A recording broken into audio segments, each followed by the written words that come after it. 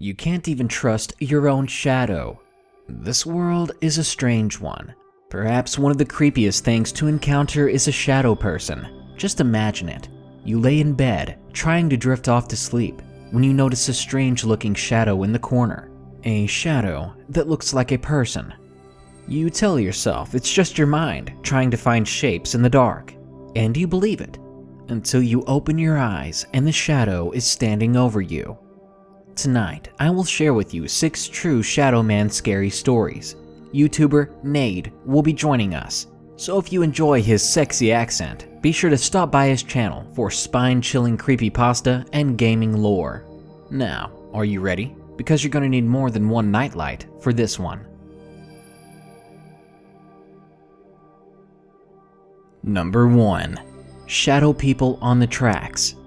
Submitted by Yena. I'll do a bit of explaining to introduce myself first. My name is Jennifer. I'm a 20-year-old female Hyena writer and published author who once worked under the pen name of Penny Tauret. This happened to me a while back when I was a cub around the age of 6 or so, but I still remember it as clear as sunshine right up to this very day. I was traveling with caretakers, one of which is unfortunately sick at this present time, down to Minneapolis for a visit with one of their granddaughters, who was studying to be a nurse at the time. I know it may sound strange coming from a female, but I was always a die-hard rail fan from the ground up, all the way up to today, and even put in a few applications to just about every railroad from here to Timbuktu before finally getting my stick in the writing field. We decided to take the Empire Builder, an old classic run by the good old Great Northern, before it soon dissolved shortly into BNSF, and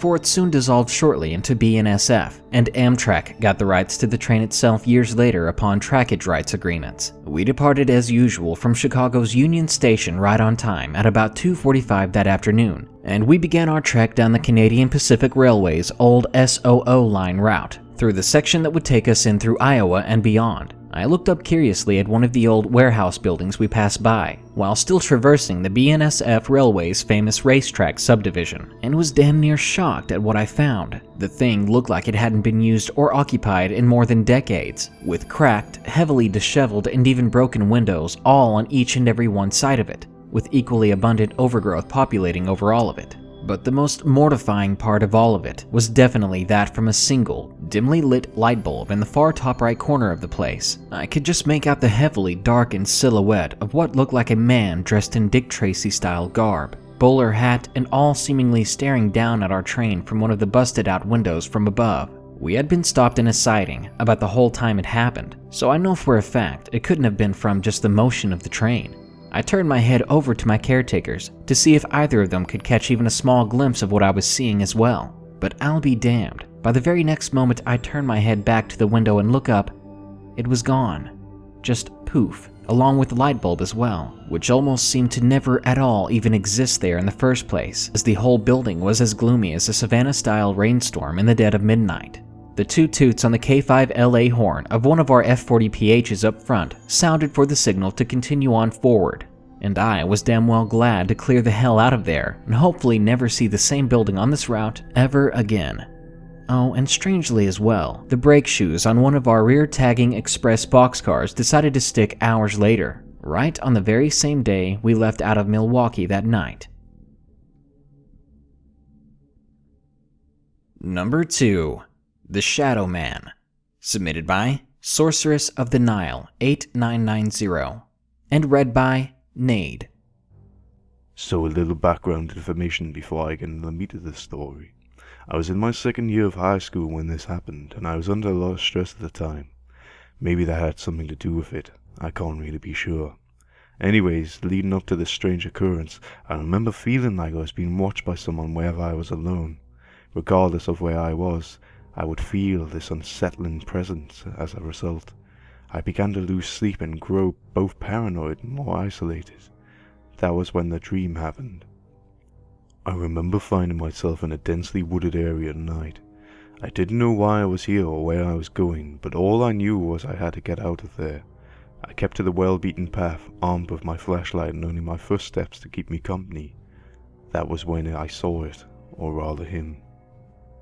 He was standing in the middle of the path with a pair of does on either side, all 3 of them with their eyes fixated on me. and I stared back. What scared me was the man's eyes that seemed to stare into me. The right one was bright green and the left was gold. After a long time of staring at one another, he grinned, showing me his sharp teeth. He didn't say a word, but I knew from the look in his eyes I was nothing more than prey he would get me one way or the other. Then I woke up. While I mostly kept this really weird and creepy dream to myself, my two close friends, one of which who is Wiccan, mentioned to me that I was acting kind of strange and asked what was wrong. I told them how I felt, like I was being watched, and I recounted my dream, and both of them took me seriously. My Wiccan friend actually told me that she felt like something or someone was following me, and was angry that it was now acknowledged after that. I started to feel the presence fade, and I hadn't felt it since. Number 3. The Dark Figure in the Night. Submitted by Michelle M. 2 months ago, I moved back in with my Nana. Now, I've always had trouble sleeping, and I've also had, I guess, the feeling of being asleep and not being able to move a muscle. Well, last week I came home from classes around 9 p.m. I came in, talked to my grandma for a minute, then hopped in the shower, and finally, after a long-ass day, I made it to my bed. I got up to take my meds, then proceeded to begin the process of falling asleep. Now, it can take me a while to actually go to sleep, and on this specific night, I fell asleep rather quickly. Well, I have to sleep with my door cracked at night, just in case my Nana calls for me. And eventually that night, I did wake up to what I thought was my grandma calling me. I opened my eyes, still laying in bed, and looked out of the cracked door in my room. And when my eyes finally focused, I was just staring at the door. I think I was just waiting to hear her call my name again, just to be sure. I didn't feel like getting up for nothing in the middle of the night, in a very dark and quiet condo. So I was peering out the opening of the door, and that's when I saw this giant black figure appear. As I soon realized what I was looking at, I tried my absolute hardest to move, but I couldn't. Nothing happened. I was stuck staring at this black figure that was now moving rather quickly towards me. Then it stopped right at the end of my bed, and at that instant, I blinked. And when I opened my eyes again, I was actually awake. I was terrified to look over at my door, fearing that black figure would be in the doorway. I quickly and quietly reached to my left to grab the TV remote off the nightstand, and as quickly as humanly possible turned the TV on and hit the light switch. I am 30 years old, and I do not like the feeling of being scared, or that someone or something is just lingering around watching me. I sat there for what felt like an eternity, just flipping through channels, trying to find something, anything to take my mind off of what just happened. I sat up, opened my window, and smoked a cigarette. I don't think I've ever been that scared before. I laid down again, and eventually I guess I did fall back asleep. And then once again I could hear my Nana calling my name. And again, I opened my eyes and was waiting to hear my name again, but instead I'm met by the same black figure at the door. It charged in at me, yet stopping right at the end of my bed, but this time it hovered over me and began strangling me. Every ounce of air I felt being sucked out of me. I couldn't move, speak, or breathe anymore. It was honestly one of the scariest moments of my life, and that's when I heard my other grandma calling for me. The scary part about that is, she passed away when I was 16. At that moment, I woke up screaming, with an ice-cold sweat all over me. But I could move, and I knew that I was safe. My Nana somehow from somewhere came down and saved me from this demon-like thing that was trying to kill me. I do believe in heaven and hell, and now I know it was my Nana from heaven coming to rescue me from this evil thing. That's what I believe, and that's what makes sense to me. That night, I definitely didn't go back to sleep again. Instead, I sat up, opened my window, and smoked another cigarette, and I began praying for my grandma to keep watching over me, and to send that evil thing back to hell where it belongs. I do pray every night before I close my eyes to go to sleep. Also, I started looking up what happened to me last week, and that's when I realized it was sleep paralysis, and that it's common to see the figure, and most people think it does have something to do with the devil and demons. But why did it pick me to visit? Why did it try to kill me? I've tried my hardest to change my life, to turn everything around. I don't use drugs anymore, and I'm back in college, and I'm home helping my grandma while she recovers from a knee replacement. I really can't figure out to this day what I did to deserve a night like that. But I haven't had it happen again since that night, and I definitely make sure I say my prayers before I go to sleep each night. Number 4. Shadow on the Wall, submitted by Kitty Mallow, and read by Nade. This happened roughly 4 to 5 years ago. I was about 17 at the time, and I would often visit my boyfriend for the weekend. He lived with his mother in an apartment complex, which was an hour away by car for me. So whenever I would visit, it would be for 2-3 days at a time. Why waste the gas, right? It was the middle of December and we got charged with petting apartments in, while his mother went God knows where. It was probably around 2:13 in the afternoon, and we spent most of the day doing a whole lot of nothing. It was too cold to go outside, but too hot to do much while indoors. His mother was a control freak when it came to the thermostat. She got really cold easily, so it stayed at 85 degrees in that apartment all year round, and heaven forbid if anyone messed with her thermostat. So we decided to pass time by watching whatever was on the TV in his room, and try not to die of heat exhaustion, which was ironic for the middle of the winter. We had made sure to limit any possible sources for extra heat. The bed was stripped to the bottom sheets, his box fan was on high and pointed directly in our faces, and the overhead light was off. He quickly fell asleep as we'd been up until nearly 4 or so in the morning, and the previous night surfing around the internet and playing video games. He played, I watched. I was content to let him sleep, in all honesty. I was starting to get pretty tired too. I had rolled over onto my right side as my left hip was starting to bother me.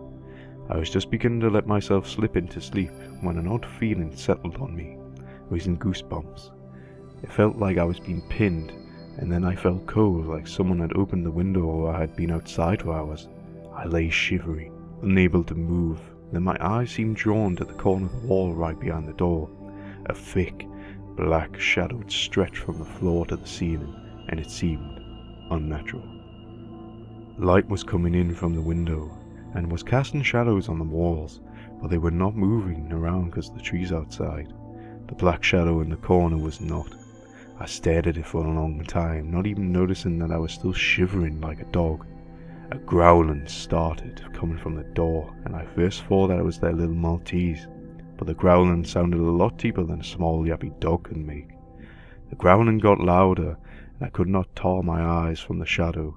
Tears were starting to fall down my face. My boyfriend must have rolled over or moved just enough to jostle me and force my eyes away from the shadow, and when I looked back, it was gone. I didn't get any sleep at all until he woke up around 5 or so in the evening. He told me I must have had a bad dream, but he didn't push it when I told him I wasn't sleeping. I was completely terrified to sleep in the dark for a good week or so after that. He stayed in that apartment for another 6 months before they found a place closer to town. I had not seen anything like that since that day, and I hope I never do again.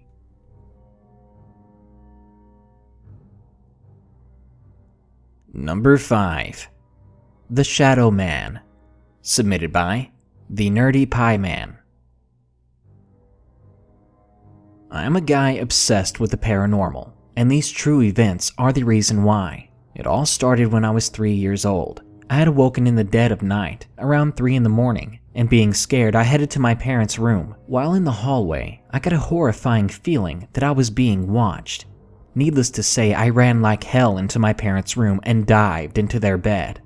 This happened a lot, but my parents just put it down to me being young, a young kid having nightmares. It was normal, right? A few years go by since that experience, and nothing really had happened. It was the day of my 7th birthday. The night before, the grandfather clock in the living room struck 12 a.m., telling me that I was now 7 years old, and I fell asleep as quickly as possible, because the next day meant presents and cake, and what kid doesn't love presents and cake? Before going to bed, I had stolen my dad's alarm clock, so that I could wake up at 7 in the morning on the dot and have a long day of fun opening presents, but as I awoke to the beeping alarm, the time was 1:36 in the morning. That wasn't right. That wasn't what I set it to. I looked around the room for what felt like a few seconds, and then I saw something. There was a shadow at the end of my bed, and it stood about 6'2" and was clearly a man. I was scared, but I mustered up some courage and did all I could think of to do. I asked it who it was. What happened next has stayed with me since, because this shadow actually spoke to me. George, it whispered in my ear. What do you want? I asked in a trembling voice. George, it kept saying, but I couldn't keep myself from backing away. And then suddenly, it boomed. You! The thing shouted, a deep, thunderous voice, and ran towards me. Well, not really ran, but floated toward me. I must have blacked out, because when I next opened my eyes, it was 7 in the morning, and the alarm was beeping away to itself.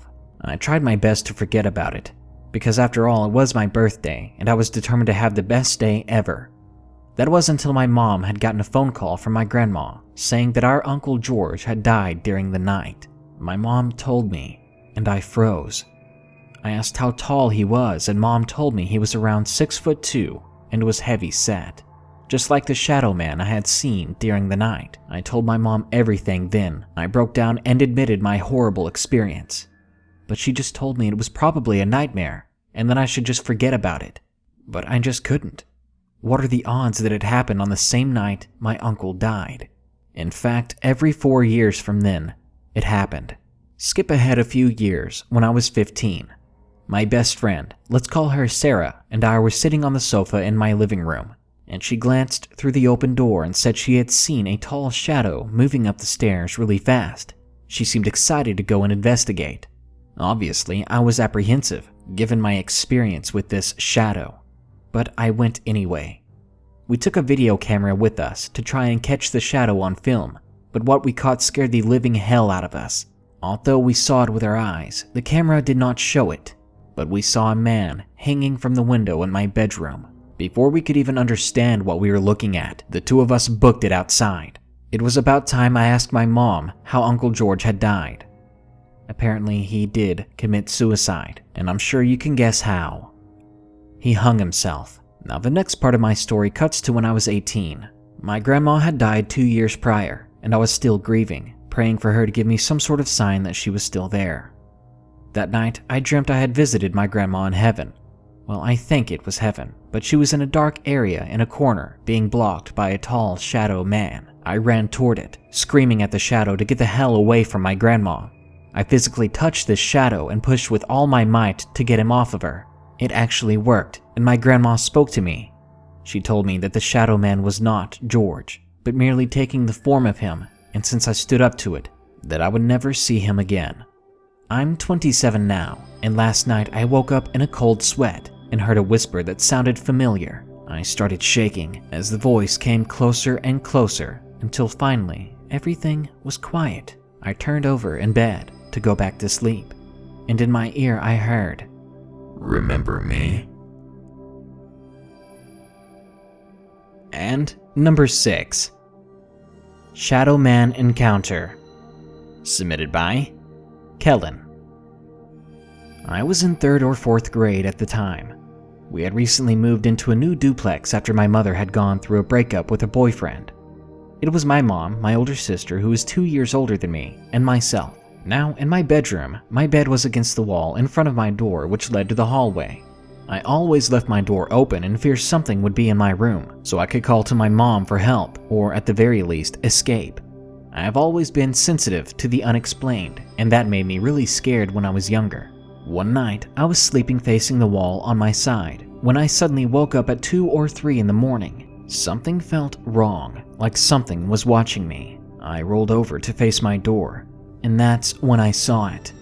I froze in my bed, my heart racing, and my blood turning to ice. A solid black figure of a tall man stood in my doorway. He was staring down at me. I wanted to scream or run or cry, but my entire body was paralyzed.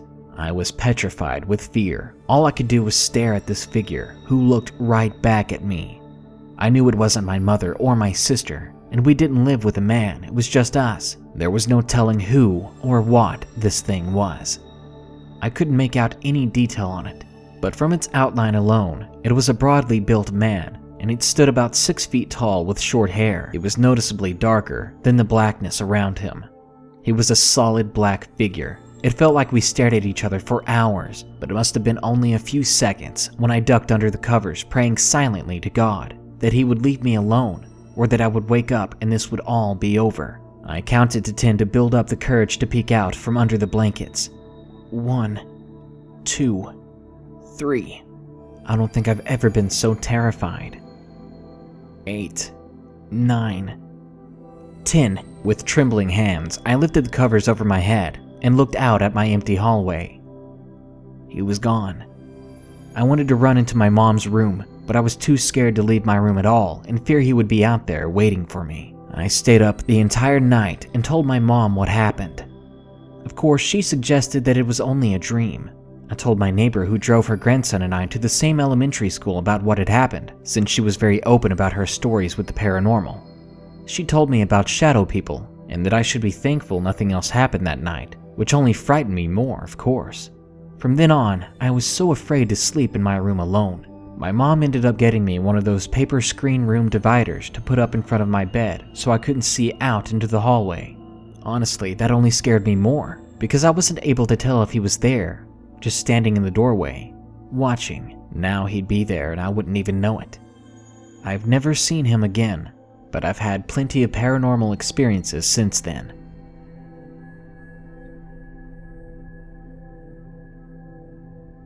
Shadows are terrifying. Even when they are just shadows of things we know and understand, they represent a terrifying exaggeration and transformation of it. A tree branch becomes a skeleton in the moonlight.